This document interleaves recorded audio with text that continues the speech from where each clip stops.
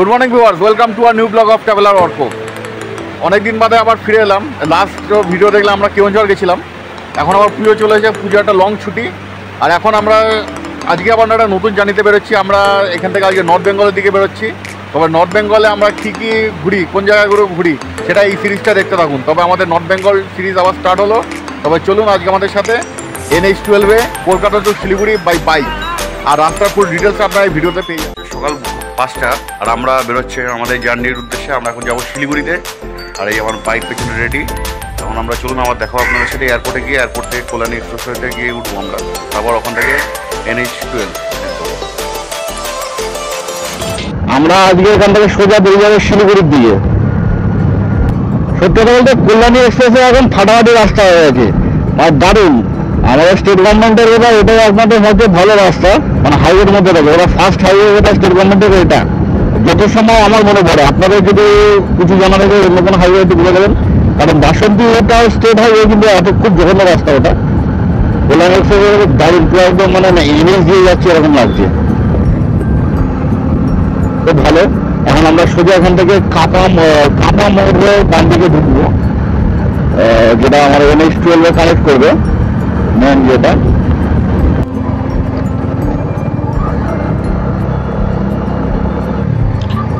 আমরা কল্যাণী এক্সপ্রেসে ছেড়ে দিলাম। আমরা ডান দিকে ধরে নেবো বড় জাগুলি যাওয়ার জন্য।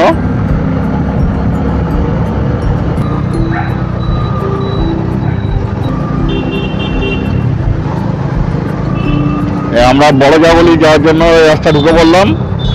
বড় জাগুলি এখান থেকে 10 কিলোমিটার। এখান থেকে আমরা NH12 কানেক্ট করে নেবো। আর এর পাশে একটা ফ্লাইওভার হচ্ছে, আগামী দিনে বোধহয় চালু হয়ে গেলে তখন আর ফ্লাইওভার ধরে ডাইরেক্ট চলে যাওয়া যাবে। এই যাচ্ছে আর একে একে সব শিলিগুড়ি টু কলকাতার বাসগুলো ঢুকছে, দেখতে ভালো লাগছে। আর বড় জাগুলি এখান থেকে আর 5 কিলোমিটার। বড় জাগুলিতে আমরা এসে দাঁড়িয়ে একটু চা খেলাম, চা বিস্কুট খেয়ে নিলাম হালকা একটু। ব্রেকফাস্ট করলাম না, ব্রেকফাস্ট বহরমপুরে গিয়ে পাপ্পু ধাবাতে করে ভাবছি। এখানে চা খেয়ে এখন আমরা রওনা দিলাম কৃষ্ণনগরের দিকে। কৃষ্ণনগর এখান থেকে 58 কিলোমিটার দেখাচ্ছে। চলুন। আর ওয়েদারটা তো দারুণ মনোরম ওয়েদার। আমাদের এবারে ট্যুরটা অ্যাকচুয়ালি বলতে পারেন মানে নর্থ বেঙ্গল মানে ছুটে বলতে একটু ছুটি পেলে নর্থ বেঙ্গলে গিয়ে একটু পাহাড় দর্শন করলে মনটা ভালো লাগে। তাই জন্য আমরা এই নর্থ বেঙ্গলের দিকে চলে যাচ্ছি পাহাড় দেখতে। আমি এবছর এই নিয়ে 3rd টাইম পাহাড়ে গেলাম নর্থ বেঙ্গলের দিকে। প্রথমবারের কাছে গেছিলাম ফেব্রুয়ারিতে, তা ওটা গেছিলাম ধোত্রে দার্জিলিং। তারপরে গেলাম তো সিকিমের সিল্করুট, পেলিং এগুলো। আর এখন আবার যাচ্ছি ডুয়ার্সের ওই ঝালং, লিম্বু, রকি আইল্যান্ড, তারপরে গরুবাথান, লাভা, ঋষভ, মেলেভা, এই জায়গাগুলো এখন যাবো আমরা। কল্যাণী বাঁদিকে আর কৃষ্ণনগর সোজা।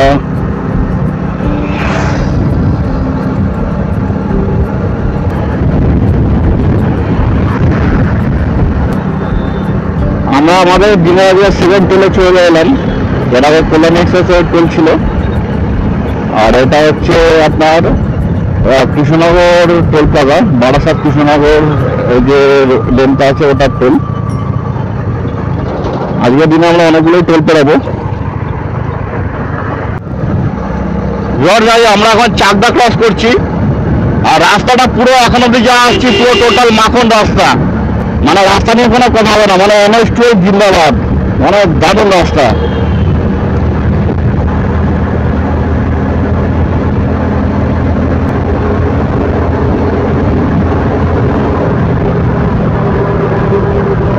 রানাঘাট আর এখান থেকে 4 কিলোমিটার। আর কৃষ্ণনগর হচ্ছে 32 কিলোমিটার। মানে বহু কারের ইচ্ছা ছিল আমার এই শিলিগুড়ি যাবো বাইক নিয়ে। বাইক হয়ে গেল আমার বাইকের বয়স প্রায় 7.5 বছর। এত জায়গায় ঘুরেছি কিন্তু শিলিগুড়ি কোনোদিন করা হয়নি, শুধুমাত্র রাস্তার জন্য।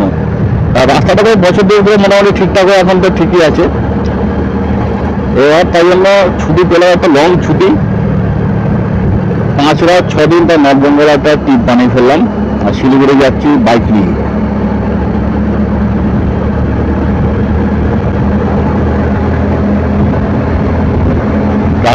হনুমান পাওয়া যাবে।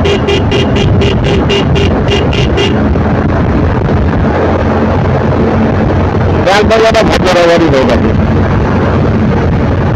আস্তে আস্তে এই হাবিবপুর ক্রস করার পরে কি সুন্দর এখন কাশফুল ফুটে আছে দেখুন, দারুণ লাগছে দেখুন। এই যে কাশফুলগুলো পুরো উড়ে উঠছে, মানে দারুণ দারুণ দৃশ্য।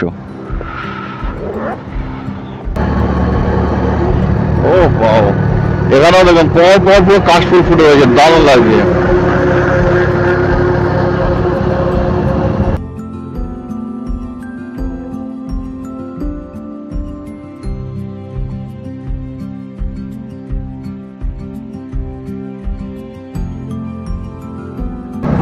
কৃষ্ণনগর সোজা দেখাচ্ছে, নবদ্বীপ সোজা দেখাচ্ছে, বাতকুল্লা ডান দিকে।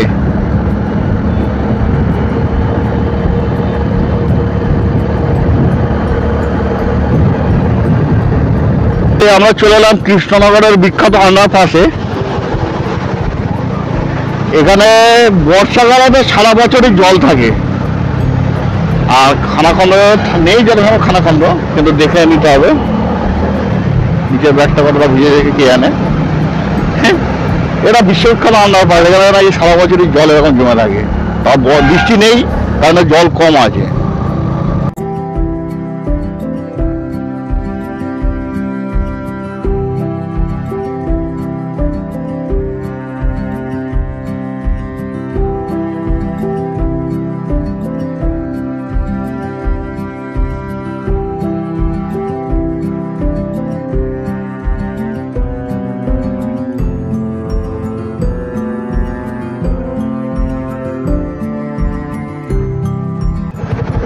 এই বাদিকে এই রাস্তাটাই চলে গেছে পুরো মায়াপুরের দিকে। মায়াপুর আর এখান থেকে 5-6 কিলোমিটার মধ্যে গেলে এই বাই রোডে চলে যেতে পারবেন। আমরা ধুবুলিয়া ক্রস করে আরো 5 কিলোমিটার আগে চলে এলাম। আর বেথুয়াডাহারি এখান থেকে 6 কিলোমিটার। আর রাস্তাটা সৌন্দর্য অসাধারণ, একটু ট্রাফিকের চাপটা বলবো আছে, আর লোকাল লোকরা একটু রাস্তাঘাটে ঘোরাফেরা করে, আর টোটো তো আছেই, এই টোটোগুলো থেকে সাবধান।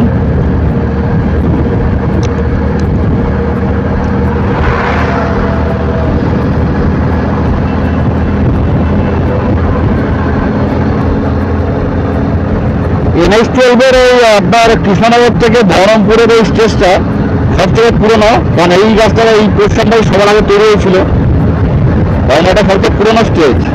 বাকিগুলো তো সব নতুন নতুন হয়েছে, তাও এখানে রাস্তার মেনটেন্যান্স কিন্তু খুব ভালোই করেছে।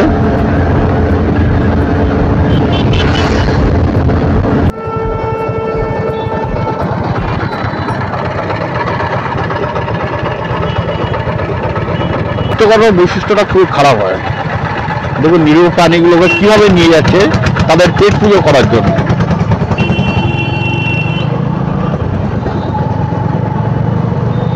এদের চামড়া টেনে টেনে গুটিয়ে চালানো উচিত যাকে বলে।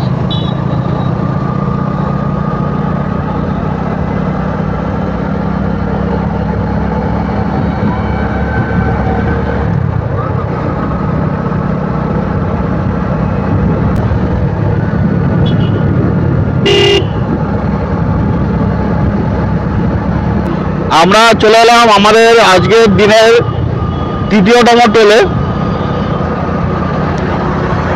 এটা হচ্ছে আপনার কৃষ্ণনগর টু বহরমপুর টোল, এই মিডিল এর টোলটা আছে এটা।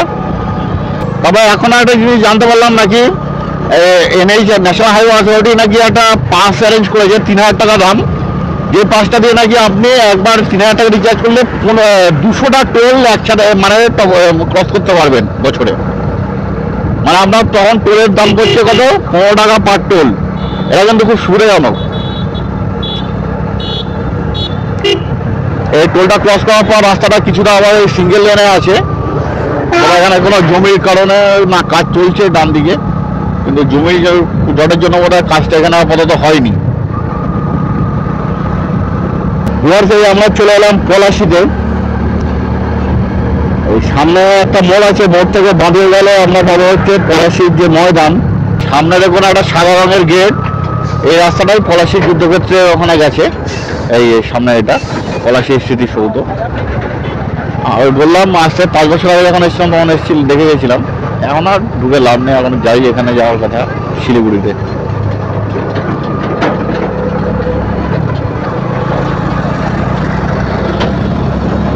সেই বহরমপুর অব্দি রাস্তাটা মানে টোটোর অত্যাচারে, আর টোটো আর অটো মানে ন্যাশনাল হাইওয়ের উপর টোটো অটো এরকম ভাবে চলে বেড়ায়।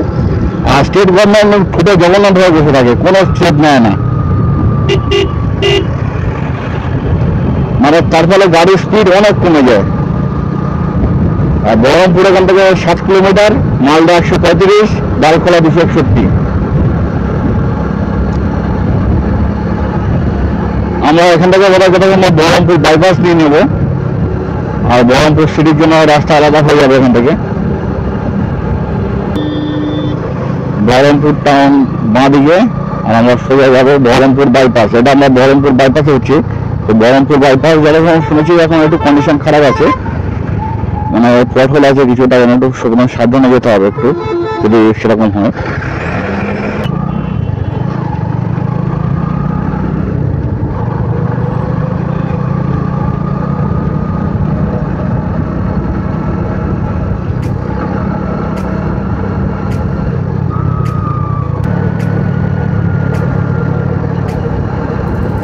একটু হালকা চাপটি দেওয়ার কাজ হয়েছে রাস্তাতে, লেভেলিং ভালো হয়নি।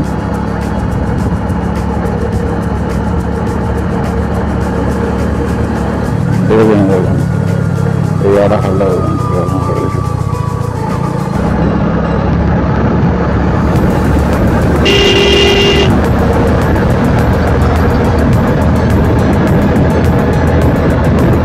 আমরা চলে এলাম আজকের দিনে 4 নম্বর টোলে।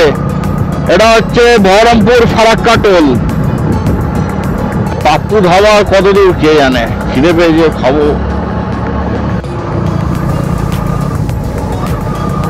আমরা এখন পলসখন্ডা ক্রস করলাম। ফারাক্কার এখান থেকে 80 কিলোমিটার দেখাচ্ছে। এর পরের স্টেপ হচ্ছে আমাদের ফারাক্কা।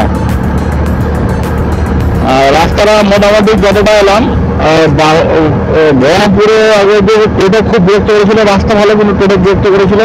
আর বহরমপুর গাড়িতে কিছু কিছু স্টেজ একটুখানি মানে তাড়াতাড়ি কাজ হয়েছে। আর এমনি নর্মালি রাস্তা ঠিকঠাকই আছে, মানে রাস্তা অতগুলো খুব জ্বালাচ্ছিল। তাই আমাদের হোটেলে চলে এসেছি। এখানে আমরা লাঞ্চ কাম ব্রেকফাস্ট সব করে নেবো। পরে তাকে আবার গাড়ি সংস্থা করে টানতে হবে, চাঁচা করে।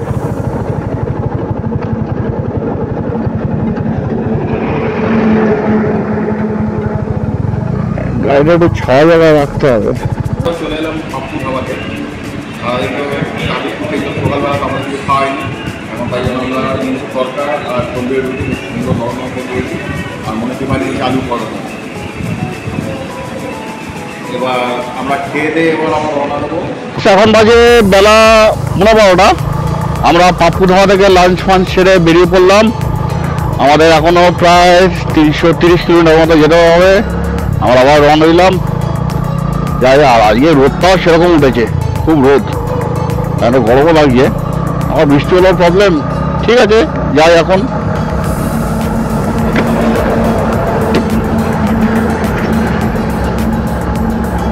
এই জায়গাটার নাম হচ্ছে দক্ষিণ গ্রাম, আর ফারাক্কা এখান থেকে 70 কিলোমিটার। আমাদের পরের হল্ট হবে হচ্ছে ফারাক্কাতে। চলুন এখন ফারাক্কাতে যাই।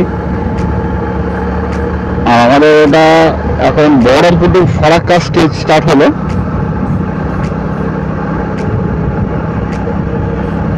দিক থেকে গাড়ি আসছে।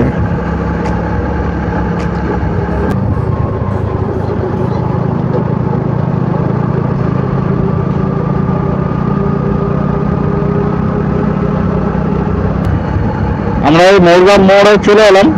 মৌরগ্রাম থেকে তার একটু কিছুক্ষণ বাদে মৌরগ্রাম মোড় আসবে।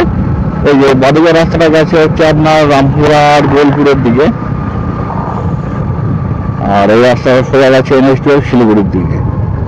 আগে যখন এই NH-12 খারাপ ছিল, ম্যাক্সিমাম লোকে যারা বাইকার্স বা গাড়ি নিয়ে আসতো এই ভাড়া বর্ধমান বোলপুর হয়ে মৌরগ্রাম হয়ে আসতো। এই রাস্তাটা তখনকার তুলনায় এটা ভালো ছিল, এখন তো এই রাস্তাটাই ভালো, যারা ডাইরেক্ট বারাসাত বা ওই থেকে আসছে।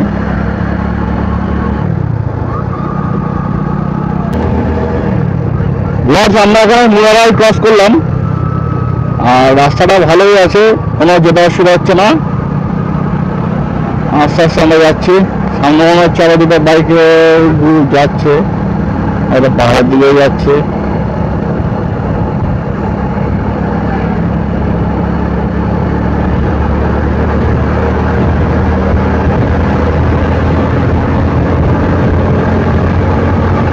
ও রাস্তাটা দিয়ে দিতে পারেন।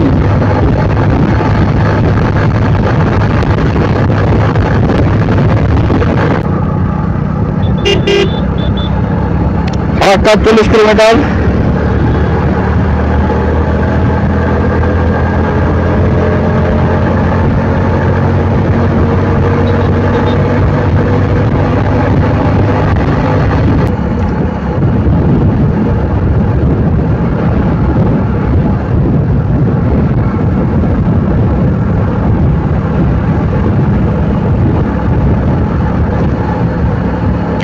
দেখুন এই আমাদের রাস্তার পাশ দিয়ে একটা ট্রেন লাইন যাচ্ছে, দারুণ লাগছে একসাথে দুটো ব্রিজ পাশাপাশি।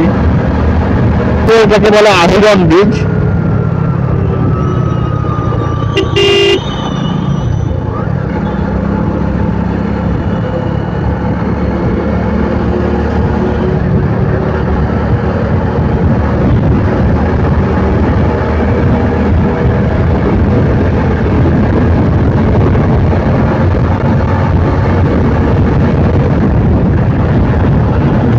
এখান থেকে 17 কিলোমিটার। আর দুদিকে এরকম সবুজ, আর দেখুন বান্ধবী মাঠের ঘাটা বেশ দারুণ লাগছে।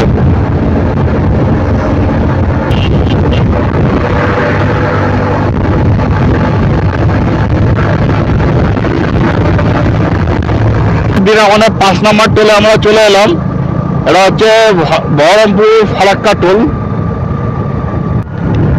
আমার বাদিকে দেখুন এই যে ওটা হচ্ছে এনটিপিসির ফারাক্কার যে সাপ্লাই স্টেশন, ওটা মানে এটা যে ফারাক্কা তাপবিদ্যুৎ কেন্দ্র।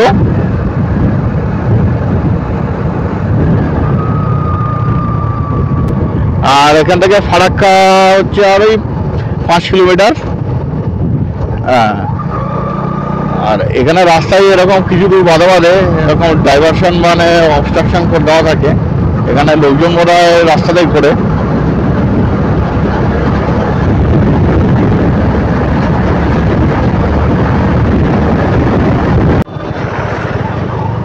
এই ফারাক্কা ওঠার আগে বোধ হয় জ্যাম যেরকম থাকে সেরকম জ্যাম হয়েছে।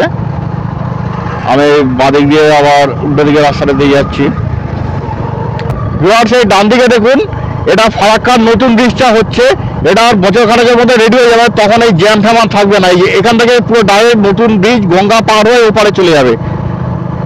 কাজ প্রায় শেষের মুখে।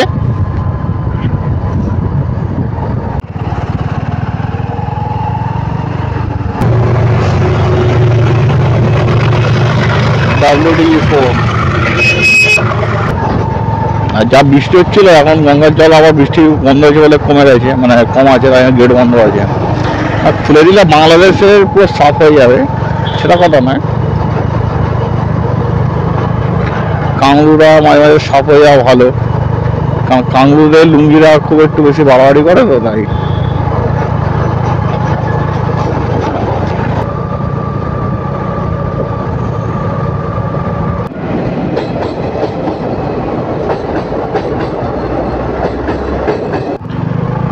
অবশেষে ভিউয়ার্স আমরা ফারাক্কা ক্রস করে মালদা ডিস্ট্রিক্টে চলে এলাম। ফারাক্কা ব্রিজে ভয়ঙ্কর জ্যাম, প্রায় আধ ঘন্টা ধরে জ্যাম খেয়ে তারপরে এলাম। শান্তি। এবার একটু সামনেটা করে কোল্ড ড্রিঙ্কসের দোকানে কোল্ড ড্রিঙ্কস সেবন করতে হবে।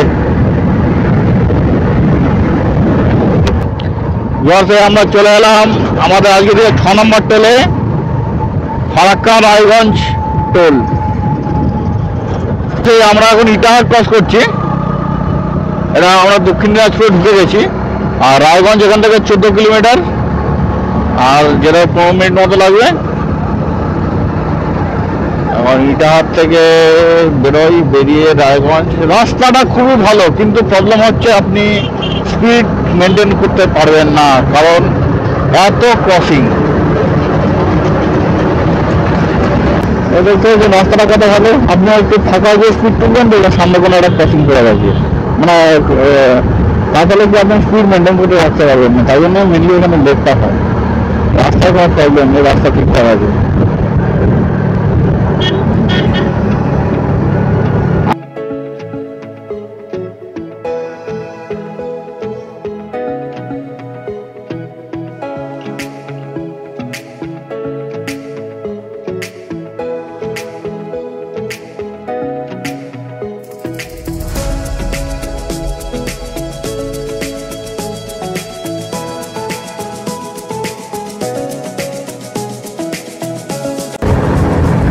আমরা চলে এলাম এই হাটখোলাতে।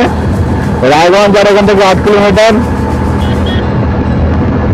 এটা মনে হয় একটা ছোট টাউন, দক্ষিণ দিনাজপুরে।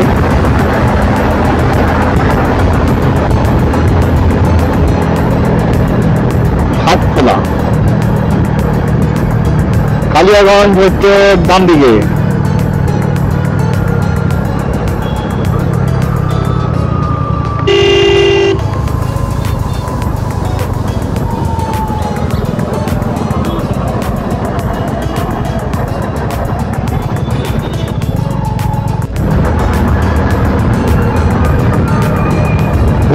আমরা রায়গঞ্জ মোড়ে চলে এসেছি। রায়গঞ্জ অ্যাকচুয়ালি আমরা বাইপাস ধরে রায়গঞ্জ বাইপাস ধরে ডালখোলা চলে যাবে। আপনারা রায়গঞ্জ যেতে গিয়ে আমরা সামনে ফ্লাইওভার থেকে বাঁ দিক দিয়ে গিয়ে রায়গঞ্জে সিটি গেটে ঢুকতে পারেন, মানে টাউনে। আর আমরা যদি বাইপাস হচ্ছে সোজা বেরিয়ে যাবো, এটা হচ্ছে রায়গঞ্জ বাইপাস। ডালখোলা দেখাচ্ছে এখান থেকে 52 কিলোমিটার, 52 না 40 কিলোমিটারের মতো হবে।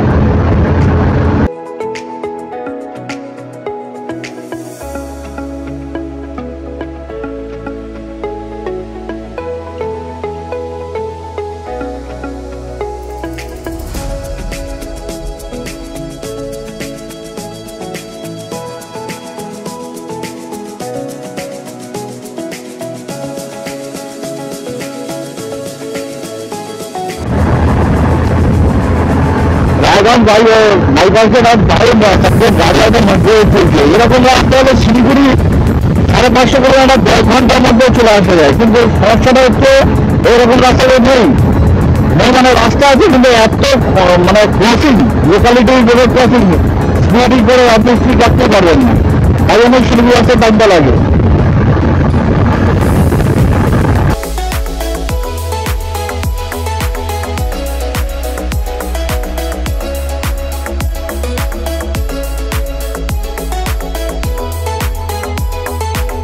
আমাদের দিনের 8 নম্বর টোলে। এটাই সম্ভবত লাস্ট টোল না, এরপরে আর একটা 9 নম্বর টোল আছে, ওটাই লাস্ট টোল হবে। এটা রায়গঞ্জ টোল। এই 2023 সালে এখন আমি রকেটে করে আসছিলাম, মানে কলকাতার শিলিগুড়ি রায়গঞ্জ টোলে মানে এই ঝামেলা হয়েছিল কন্ডাক্টর বাসের ড্রাইভারের সাথে, প্যাসেঞ্জারদের, মানে আমিও ছিলাম তার মধ্যে।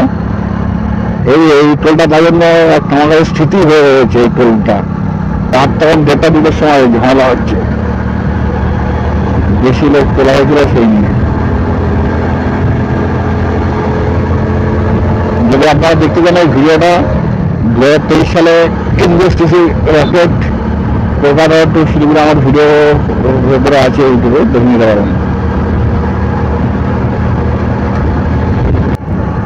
বাদিকে যখন সূর্যটা আসতে যাচ্ছে কি সুন্দর লাগছে, অরেঞ্জ কালার হয়ে রয়েছে সূর্যের আগুন। সূর্য গেল পাটে, মানে সূর্য আসতে যাচ্ছে।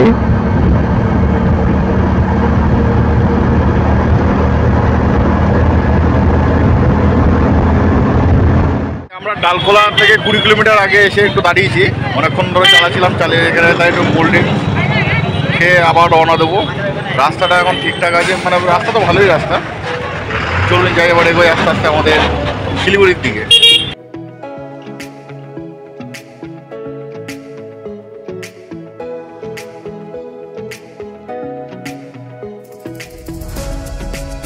আমরা ডালখোলা চলে এলাম। এবার বাঁদিকের রাস্তাটা চলে গেছে পূর্ণিয়া বিহারে, আর ডান দিকের রাস্তাটা গেছে শিলিগুড়ি আর কিষানগঞ্জে। আর NH-12 এখানেই শেষ হলো। NH-12 এর সমাপ্তি এখানে। এরপর আমরা উঠে যাবো NH-27-এ।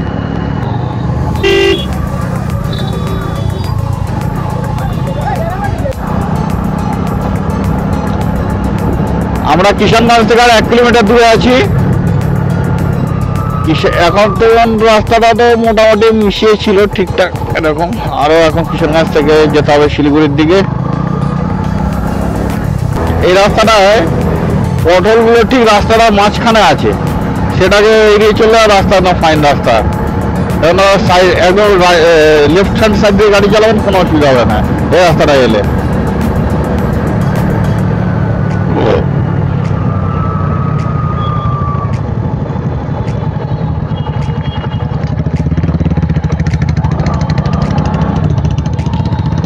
आओ कभी बिहार में, वेलकम टू बिहार ভিউয়ার্স। আমরা বিহারে ঢুকতে পড়ছি।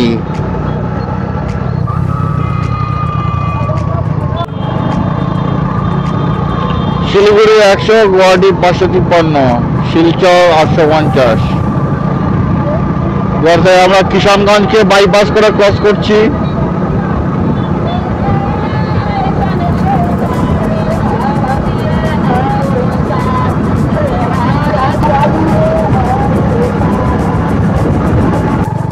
কিষানগঞ্জ ছেড়ে আমরা এখন চলে এলাম এই ইসলামপুর বাইপাসে। বাদিকের রাস্তাটা চলে যাচ্ছে, দেখুন এটা হচ্ছে ইসলামপুর টাউনের দিকে, ইসলামপুর টাউন আলুয়াবাড়ির দিকে। আর এই রাস্তাটা ছড়িয়ে একদম বাইপাসে চলে যাবে শিলিগুড়ি। আর কিষানগঞ্জ ক্রস করার পর প্রথমে 3 কিলোমিটার রাস্তা একটুখানি খারাপ ছিল, মানে রাস্তা কাজের জন্য রাস্তার উপরে পোলেরটা তুলে দিয়েছিল, তারপরে কাজ চলছে। তারপরে একদম ফ্যান্টাস্টিক ফান্টা রাস্তা, কোনো অসুবিধা নেই। আমাদের হোটেলটা অ্যাকচুয়ালি বাগডোগরা এয়ারপোর্ট আছে, এয়ারপোর্টের রানার ঠিক পেছন দিকটায় একটা চা বাগানের মধ্যে। যাই এখন হোটেলটার দিকে। কালকে সকালবেলা যদি আকাশ পরিষ্কার থাকে, শোনা যাচ্ছে নাকি শিলিগুড়ি থেকে কাঞ্চনজঙ্ঘা দেখা যাচ্ছে, তাহলে হেভি মজা হবে। আমরা বাগডোগরা থেকে 18 কিলোমিটার দূরে আছি। এটা হচ্ছে আমাদের দিনের বোধহয় 9th টোল, ভুলে গেছি 8 না 9 হবে।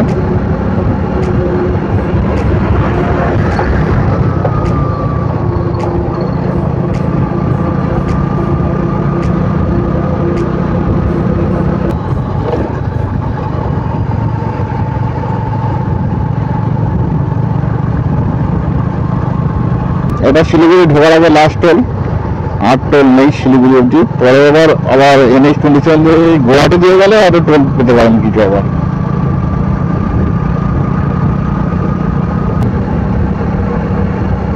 এই আগরবাড়ি দিয়ে যখন আসছিলাম ওই বাইপাস দিয়ে, তখন ওই চা বাগানে, ওখানে কি চা বাগান থাকে, ওখানে বেশ চা বাগান, ওই চা পাতার গন্ধ হচ্ছিল, কাঁচি চা পাতার।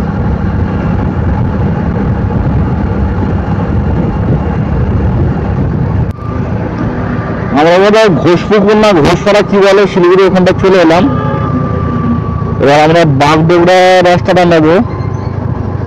বাগডোগরা দেখাচ্ছে এইদিকে, আর সোজা গেলে ফুলবাড়ির রাস্তা। আমরা বাগডোগরা রাস্তা ঢুকে পড়লাম।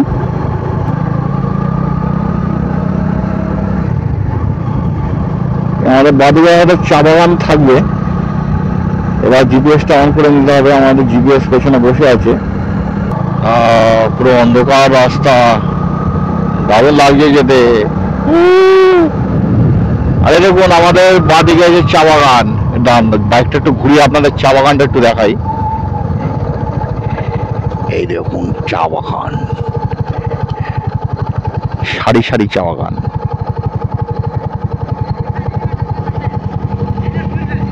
রিসোর্টটাকে এরকম সুন্দর করে সাজানো আছে দেখুন। এটা একটা সাইডে প্রপার্টি, আরও অন্যদিকে আছে।